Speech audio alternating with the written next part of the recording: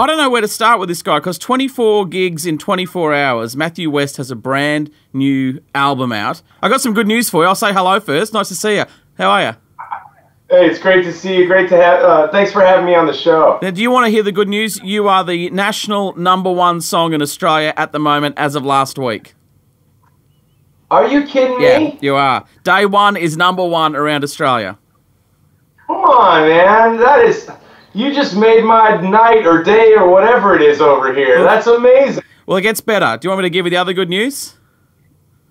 Hey, man, I'll take it if you've got it. All right, so last year, 2014, Do Something was the #1 song of the year in Australia. Unbelievable. Yeah. You know what all of this means? It means that I have to come to Australia. Have you ever done a gig here?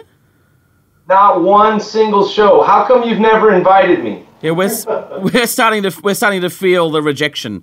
There's only so many times you can go to #1 before we say this cat's not coming down. It's done. We're over. Come on. All right, we're gonna make it happen one way or the other. So wait, you feel rejected. I was feeling rejected, but now you tell me I'm #1.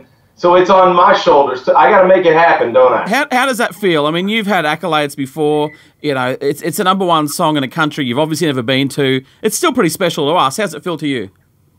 Oh, it will never become old for me. Like I still get excited like a little kid if I hear my song on the radio. But honestly, and I mean this, like to talk to you today and to hear that news, I'm just so blown away by how far-reaching. You know, I wrote a little song, you know, and I hope that I literally say a prayer after I write a song, like, Lord, I hope this can encourage somebody.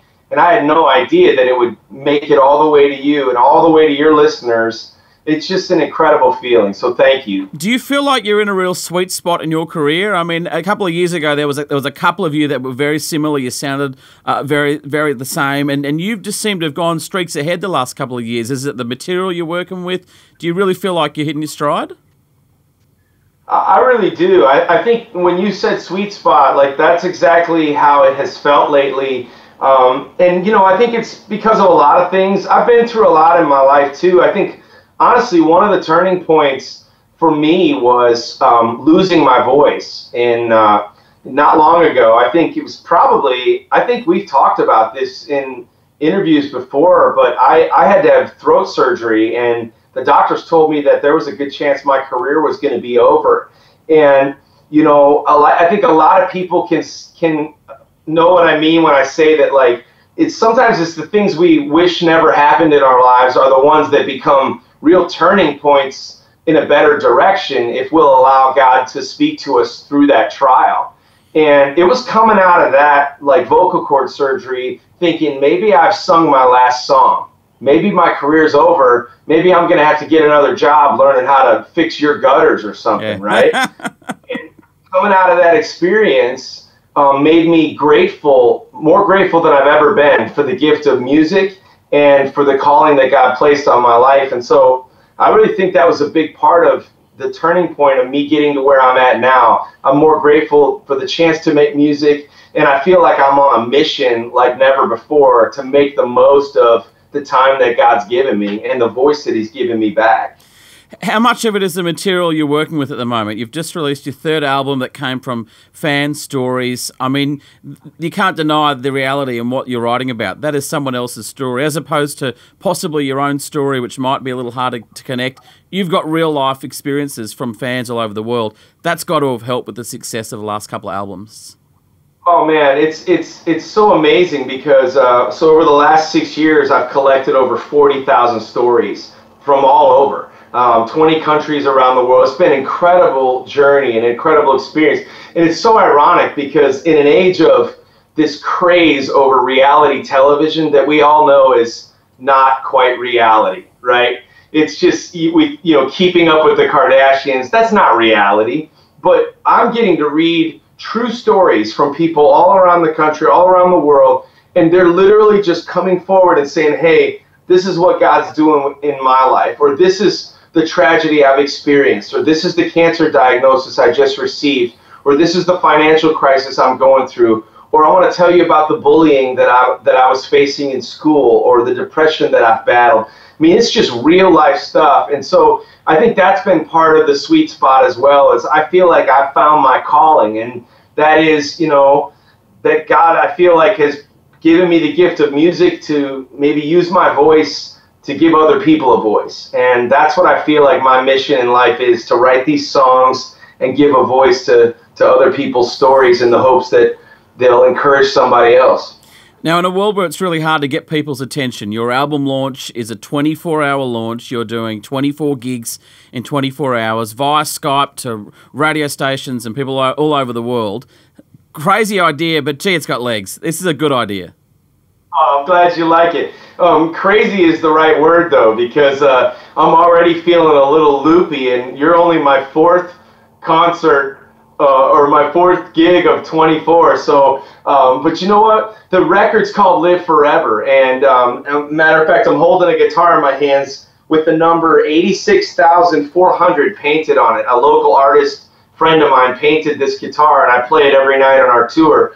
That number represents how many seconds are in 24 hours. And one of the lines in the record says 86,400 seconds, make them count, make them matter, make your now live forever. And that's where this idea came from, is, okay, how can we illustrate the message of this album? And we thought, okay, 24 performances in 24 hours, let's go big or go home, no regrets. We're gonna make this record launch live forever in infamy, even if it kills us. The beauty of what we've got you now is that most times we do interviews overseas, it's on your terms and your time. It's actually 1 a.m. in the morning where you are right now, so I'm feeling for you. Yeah, well, and I'm just glad that you guys would have me on, because all my friends and family that I would normally go do a gig for, they're fast asleep, man. They didn't care about my record release. They're like, forget you, go call Australia. Where is this 24 gigs in 24 hours going to take you? What parts of the world are you, or the states are you planning to talk to in the next 24 hours? Well, you're probably one of the farthest reaching places that we're getting to speak to and sing to, which is amazing. A lot of the performances are going to be in and around Music City, right here in Nashville, Tennessee. And so I'm going to be showing up on stage at the famous Grand Ole Opry, and I'm gonna go sing at the airport. I'm going to revisit my very first concert of my career was at a bookstore called Barnes & Noble's Bookstore, and I'm going to show up at that bookstore and do a revisit of my first concert. Yeah. We're also going to do a special CD listening party. And so we're just got them all stacked up. We're going to go to a Waffle House, which is like a famous diner that's open 24 hours. I don't know if they have those where you guys are, but we're going to go eat some pancakes. Well, you've got some limited time. Let's get something from you on the radio. While you're doing gigs in Nashville, try and do a duet with Raina James or Deacon Claiborne, who are characters from Nashville, obviously. Hey, you know what's funny? Deacon's one of my buddies. Yeah, really? Yeah, we've actually written some country songs together. Wow. And I had no idea, but he actually listens to Christian music and had listened to my record. So that's kind of a fun story. What do you want me to sing for you today? Day one would be nice. We'll take whatever you got.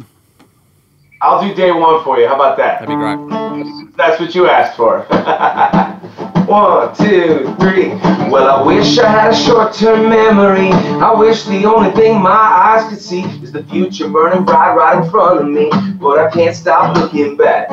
Well, I wish I was a perfect picture of somebody who's never not good enough. I try to measure up, but I mess it up, and I wish I wasn't like that. Well, I wish I wasn't wishing anymore. I wish I could remember that nobody's keeping score. I'm tired of throwing pennies in a well. Well, I gotta do something. Here goes nothing.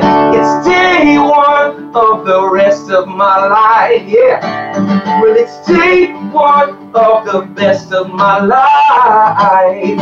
And I'm marching onto the beat of a brand new drum. Well, here I come. The future has begun. Day one. And here comes the sun. This is my favorite part. Every morning, every morning, every morning, mercy's new. Every morning, every morning, I will fix my eyes on you. Every morning, every morning, every morning, mercies new. Every morning, Lord, I will fix my eyes on you. It's day one of the rest of my life, yeah. Well, it's day one of the best of my life, and I'm marching on to the beat of a brand new drum. Well, here I come. The future has begun. Day one. Number one around Australia. So good. So good. Australia's Hot 25 Countdown.